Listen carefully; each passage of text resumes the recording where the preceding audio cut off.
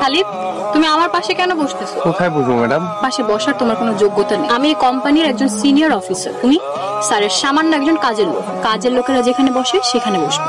ড্রাইভারের সাথে সামনে গিয়ে বসো। Get out!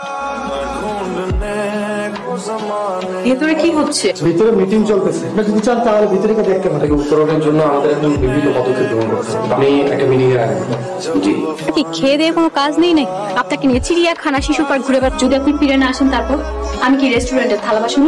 আরে সামান্য একজন অ্যাটেন্ডেন্ট, কাজের লোকও বলা যেত। খালিদ যদি মিস্টার আহমেদ হয় তাহলে সে নিজের পরিচয় কেন গোপন করলো?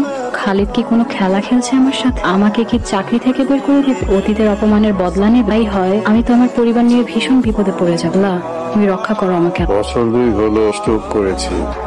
প্রথম বছর থেকে স্যালারি দিয়ে গেছে, আমি আর সুস্থ হয়ে উঠলাম না। তখন থেকে মেয়েটার কাঁধে বসে খাচ্ছি। মেয়ে যাকে এসেছে, কে এসেছে মা? ওর জন্য সারপ্রাইজ। আমাদের মেয়ে